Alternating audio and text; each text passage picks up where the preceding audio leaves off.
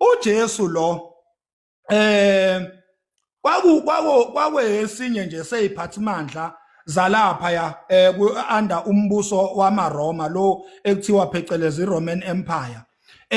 Wayeyisitabane. He was a gay. No, angingasho he was a gay, angithi asisho ukuthi abantu abayeke ukukholwa uJesu. Asisho ukuthi uJesu akekho kuwo wonke umuntu.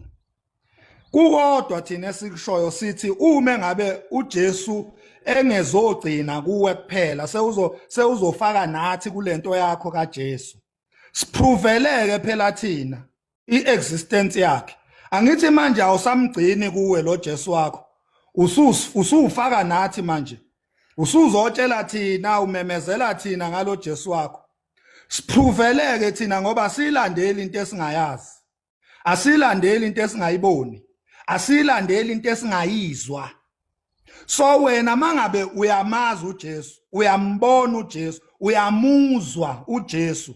Sipruvele phela nathi khona sombona simazi simuzwe. Uma ngabe iproof yakho izoba based on iBhayibheli.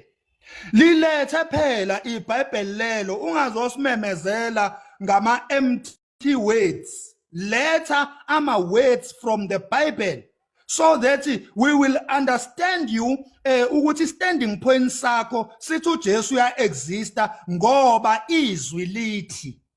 Maya mawuzovela umemeze nje umemeze ngathi uyahlanya uthina uyasigida manje manake emakhaya unathi masothatha uJesu sohlanya njengawe nathi so hambe simemeza nje awukwazi ukumisa umakhanya unikeza u5 minutes wonke mana uthi ngimnikeze amavesi angithi siyaqhubeka ukhuluma ngami uyamemeza manake ukhuluma ngami hayi ukuthi amavesi awekho ngithe kuwe makhanya manake babamemeza kwakho nathi kumele sihambe sihlanya nje simemeza mana kulungile ngiyahlanya ngiyabonga makhanya kulungile ngithi mina uJesu inkosi wayi ngisho kanjalo uhamba kuJohn 3 uJohn 3 uNkulunkulu mesipha indodana yakhe uthi uNkulunkulu walithanda izwe kangaka yes waze wanikela ngendodana yakhe ezelwe yodwa ukuba yilowo naloyo akaphoqanga umuntu uthi ukuba yilowo nalowo okholwa yiyo indodana ukuba angabhubhi kodwa abe nokuphila okuphakade uthe okholwa yiyo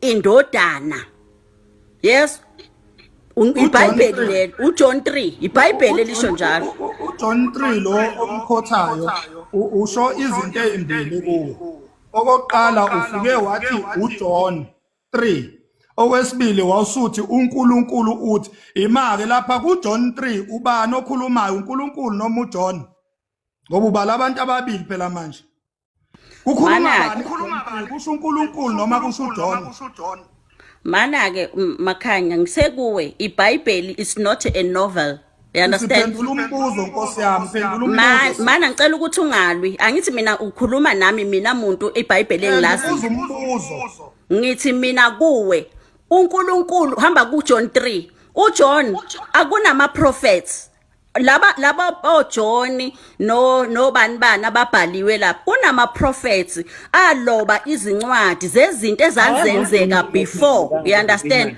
that is why kuneBhayibheli namhlanje eli spiritually uma ungena emoyeni ufuna ukunderstand into zikaNkulunkulu ukhuluma uNkulunkulu noma khuluma uJohn na ngithi mina into ongafuna ukuyiunderstand ukuthi into zikaNkulunkulu zisebenza kanjani zisebenza ngama prophets akhe uNkulunkulu uthumela ama prophets yes uNkulunkulu uthumela ama prophets awufuna ukunderstand this is not a novel you have to be spiritual uJesu masingathiwa nje sonke sithi uya exist sonke sithi ukhona bese kuthiwa ake simbhekeke icharacter nje yakhe yokuphila nje kwakhe eBhayibhelini it doesn't make sense yabona iyas contradictor uyabona because uJesu akuyona lento abazalwane abacabanga ukuthi uJesu uyiyo uJesu is just a character from the Roman Empire that was a plan yokuthi umhlaba uzodominatwa kanjani, umhlaba uzodliwa kanjani, abanye abantu ezinye izizwe zizocindezelwa kanjani.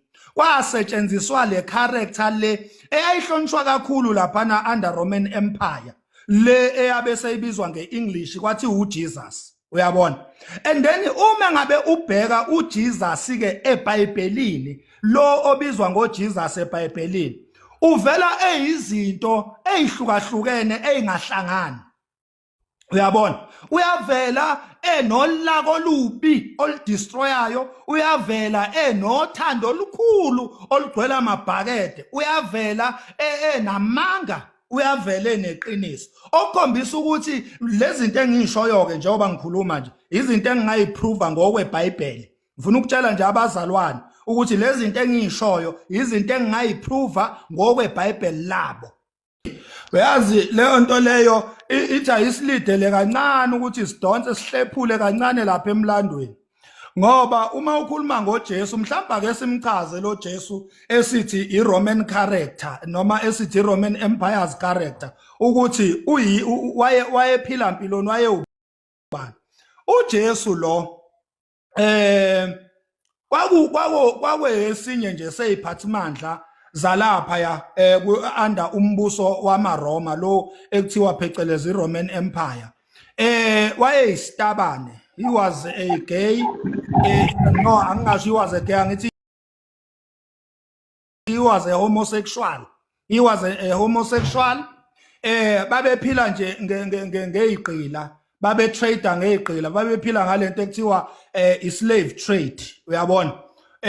Lona nje owabhalela abazalwane iBhayibheli lela abaqhosha ngalo manje ekuthiwa iHoly Bible.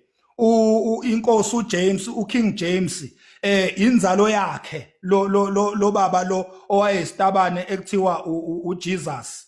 Ingakho naye uKing James wayesitabane esasilala namadoda. uKing James lo owabhalela abazalwane iHoly Bible. Wena Makhanya uthi wena Makhanya wena uJesu bebhebhe idabane. Makhanya wena uzogwetsha wena yeso. Lokho sekukhulumile kuyinhlambe enkulu kabi. Kuyinhlambe enkulu kabi. Kuyinhlamba embi ngoNkulunkulu yeso. Ku-wrong. Sinsitheka nje kanje kusasa uzobe ungahleki. Question. Manje ngicela ukubuza wena njengoba uSathane Hayizalela ungaphumeli wena umoya. Ubani wabo umoya kuqala phakathi kwabo omunye wakopela komunye uthi hayi nami senguumoya ke ngoba nawe umoya. Ubani umoya o real kunomunye? Ubani wabo umoya kuqala la? Nanokuthi since umoya singakwazi phela ukubona futhi asazi ukuthi umoya uphila kanjani. Manje lo moya lona njoba umoya nje. Ubani okwazi ukubona ukuthi hayi nawo kaJesu ngithuza wona. Nawo kaSathana nguthuzi. Ubani wabo umoya kuqala la kahle? Mana-ke angeke ngize ngifundise mina ngiqala iBhayibheli ka-scratch. Wena Makhanya iBhayibheli awulazi uNkulunkulu awumazi nyanyanya ukuthi kwenzakalani kodwa uzenza ibhoze yehistory. Makhanya wena ngithi ngizokuprovela into eyi-1 njengamanje. Yabo njengamanje njengoba ngikhuluma kanje uNkulunkulu ngicela ukuthi amanifeste azimanifestele kuwe qathatha njengamanje. You understand? Wena uzophendulwa uye. Cela ukuthi ubuye la kule panel usho ukuthi kwenzakalani empilweni yakho. uNkulunkulu uyena ozoyikhulumela nawe ngoba uNkulunkulu uyena ophethe impilo zethu, uyena ophethe umoya wethu. Ngizokhuleka Makhanya ukuthi uNkulunkulu akaziveze kuwe izimpendulo zakhe akaziphendule. Ngicela ukuthi bese usuyabuya la ngoba uneimpendulo Makhanya ezingaphendulekanga ofisa ukuzazi.